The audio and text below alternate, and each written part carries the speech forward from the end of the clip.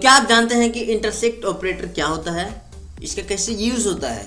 इसका practical example भी मैं बताने वाला हूँ, तो चलिए देखते हैं।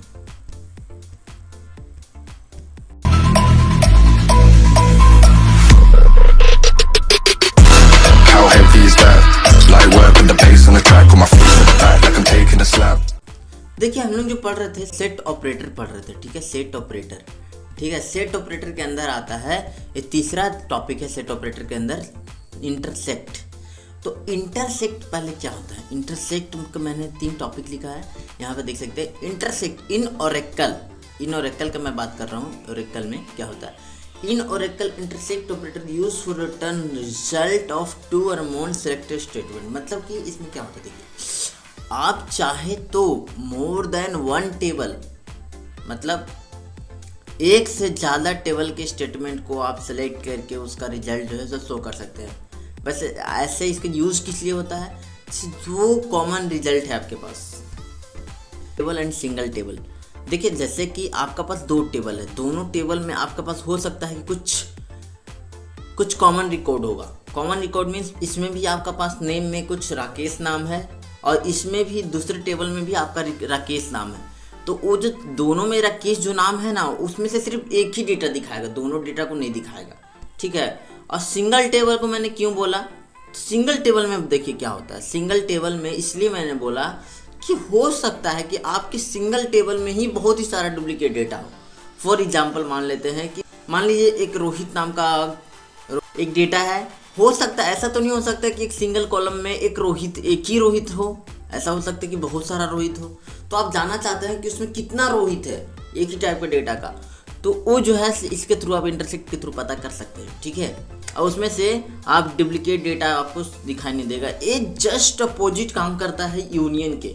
यूनियन में क्या होता है कि उसमें डुप्लीकेट डेटा को हटा करके जितना भी रिकॉर्ड रहता है वो सारा शो कर देता है। लेकिन इसमें क्या रहता है, इसमें सिर्फ डुप्लीकेट डेटा को ही शो करता है। मतलब दोनों टेबल में या सिंगल टेबल में जो भी डुप्लीकेट डेटा है उसको निकाल करके आपको दिखा देगा, ठीक है।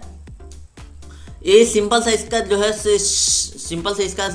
सिंटैक्स होता है ये वाला।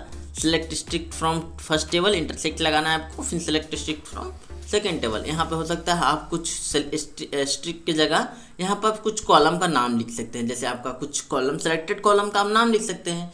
चलिए इसका प्रैक्टिकल देखते हैं, तब ज़्यादा बेहतर तरीका से समझ में आएगा, क्योंकि प्रैक्टिकल में सारी चीज़ें जो है क्लियर हो जाती हैं, ठीक है। तो देख सकते हैं मेरा पास जो है सिंपल 2 टेबल है, ठीक है। 2 टेबल है।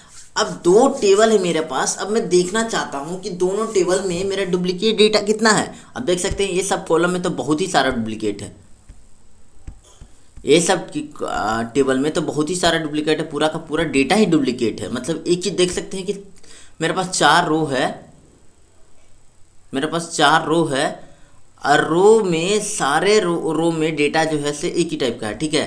तो ये तो बहुत ही सारा डुप्लीकेट हो गया। तो अब देखना चाहते हैं कि इसमें अब इसमें देख सकते हैं यहाँ पे जो है से आपको डिफरेंट डेटा देखने के लिए मिलेगा।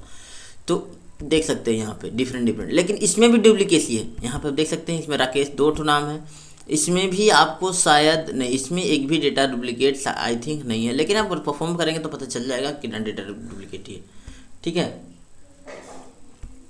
तो चलिए देखते हैं।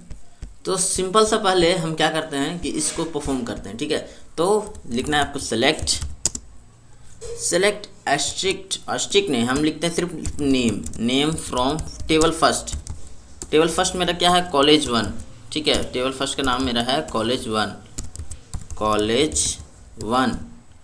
और फिर इंटरसेक्ट लगाना है आपको। Intersect select name from college 2, ठीक है। इंटर कर देना। देख सकते हैं सिर्फ एक ही डेटा निकाल के आया। क्यों? कॉमन रिकॉर्ड निकाल के आया, क्योंकि इसमें एक ही डेटा दोनों में ही कॉमन है। देख सकते हैं यहाँ पे कि राकेश जो है सो राकेश दोनों में ही डेटा है। ये देख सकते हैं यहाँ पे अगर आप देखिएगा,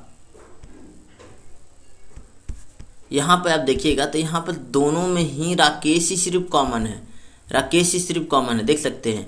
तो दोनों में ही राकेश ही सिर्फ कॉमन है, इसीलिए एक ही डेटा निकाल के आया। और कोई डेटा तो सब डेटा डिफरेंट हो जाता है, ठीक है। अब हम चाहते हैं कि मतलब मेरा एक ही, मैंने वहाँ पर लिखा था कि दोनों, आप दोनों टेबल का यूज़ कर सकते हैं चाहे सिंगल टेबल का यूज़ कर सकते हैं। तो मैं चाहता हूँ कि मैं सिंगल टेबल का यूज़ करूँ, मेरा सिंगल टेबल में ही जानना चाहता हूँ कि मेरा कितना डुप्लीकेट डेटा है। तो मेरा जो है से, तो आप देख सकते हैं कि सिंगल टेबल में जो है सो एक डेटा डुप्लीकेट था, उसको छोड़ करके सारा डेटा यहाँ पे दिखा दिया। देख सकते हैं यहाँ पे राकेश दो नाम था, तो उसको जो कॉमन रिकॉर्ड था उसको हटा दिया, हटा करके यहाँ पे जो है सो सारे डेटा को जो है शो कर दिया। ठीक है, क्योंकि ये दोनों में अगर हम दोनों टेबल में ले जाएं तो दोनों तो टेबल में कॉमन रिकॉर्ड ही आएगा। मान लीजिए इसमें भी 4 रिकॉर्ड आया, इसमें भी 4 रिकॉर्ड आया, तो ये क्या करता है, कॉमन रिकॉर्ड को देखता है, दोनों में कॉमन रिकॉर्ड को देखता है, और कॉमन रिकॉर्ड को देखने के साथ साथ डुप्लीकेट डेटा को, दो डेटा को नहीं दिखाता, एक ही डेटा को दिखाता। फॉर एग्जांपल यहाँ पर देखिए कि यहाँ पे एक डेटा था, यहाँ पे भी एक डेटा था, तो दोनों में सिर्फ एक ही डेटा दिखाया ना, दोनों डेटा को दिखाया नहीं। तो इसमें भी 4 डेटा हो गया, और इधर भी मतलब यहाँ पे मैंने कॉलेज 1 लिखा, यहाँ पे भी कॉलेज 1 लिखा, तो यहाँ भी 4 डेटा हो गया, यहाँ भी 4 डेटा हो गया। तो 4 डेटा तो दोनों में दिखाएगा नहीं, मतलब 8 डेटा हो गया टोटल मिला करके।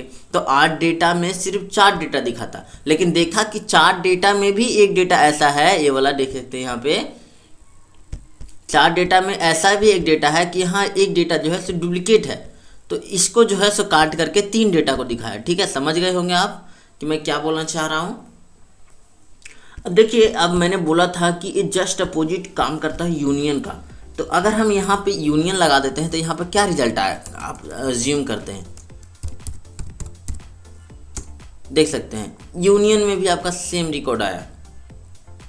क्यों रिकॉर्ड सेम आया, क्योंकि यहाँ पे जो है सिंगल टेबल के साथ ऐसा किया जा रहा है। अगर आप डबल टेबल के साथ ऐसा करते हैं तो नहीं होगा। देख सकते हैं यहाँ पे 7 रिकॉर्ड आया डबल टेबल के साथ। यही यहाँ पर डबल टेबल के साथ अगर इंटरसेक्ट करते हैं तो 3 रिकॉर्ड आया। 3 रिकॉर्ड क्यों आया, सॉरी मैंने यहाँ कॉलेज 2 यहाँ करना चाहिए था, ओनली 1 रिकॉर्ड आया। अब 1 रिकॉर्ड क्यों आया कि देख सकते हैं यहाँ पे दोनों टेबल में कॉलेज 2 और कॉलेज 1, देख सकते हैं यहाँ पे दोनों टेबल में जो है सो कितना डेटा है टोटल मिला करके है 5 4 9। तो 9 डेटा में जो है सो 3 डेटा जो है सो बिल्कुल ही डुप्लीकेट है। आप देख सकते हैं यहाँ पे 9 डेटा में 3 डेटा जो है सो डुप्लीकेट है। ये राकेश दो डेटा हो गया, यहाँ भी एक राकेश है। तो राकेश में 3 डेटा अगर राकेश है, मतलब एक ही टाइप का डेटा अगर 3 ठो है, तो वहाँ पर 3 ठो ना दिखा करके एक ही डेटा दिखाता है, समझ गए। तो 2 डेटा जो है सो कट ऑफ हो गया। इसीलिए यहाँ पे जो है यहाँ आप देख सकते हैं कि यहाँ पे 7 रिकॉर्ड ही फैच हो गया है, ना कि 9 रिकॉर्ड, क्योंकि 2 रिकॉर्ड जो है सो यहाँ पे कट ऑफ हो गया। क्यों कट ऑफ हुआ, क्योंकि यहाँ पे जो आप देख सकते हैं कि राकेश जो है तो 2 जगह है, यहाँ पे भी 2 राकेश है, यहाँ पे भी एक राकेश है। तो इसीलिए जो है 3 डेटा को हटा करके एक ही डेटा को शो करेगा। मैंने पहले बताया था कि इंटरसेक्ट चाहे यूनियन, ये जो है सो कॉमन रिकॉर्ड को फैच करता है, इंटरसेक्ट जो है सो कॉमन रिकॉर्ड को फैच करता है, और यूनियन जो है सो जस्ट अपोजिट काम करता है। कॉमन रिकॉर्ड को छोड़ करके उसमें से एक ही डेटा लेगा और बाकी सारा डेटा को शो कर देगा। और ये जो है इंटरसेक्ट क्या करता है कि कॉमन रिकॉर्ड को देखता है, और कॉमन रिकॉर्ड में जितना भी डुप्लीकेट डेटा रहता है उसमें से सिर्फ एक ही डेटा को दिखाता है। फॉर एग्जांपल देख सकते हैं यहाँ पे राकेश 3 डेटा है, तो एक ही डेटा को दिखाया, और इसमें जो है सो राकेश जो है सो 3 डेटा है, यूनियन में 3 डेटा है, तो राकेश को एक डेटा लिया और बाकी सारा डेटा को दिखा दिया। ठीक है, तो आई होप आप समझ गए होंगे कि मैं क्या बोलना चाह रहा हूँ, समझ गए होंगे। अगर आप लोगों को लाइक करिए, अगर पसंद नहीं आई तो डिसलाइक करिए, अगर मन करे तो चैनल को सब्सक्राइब भी करिएगा। मिलता मैं किसी अदर टॉपिक के साथ, तो अभी के लिए बाय बाय।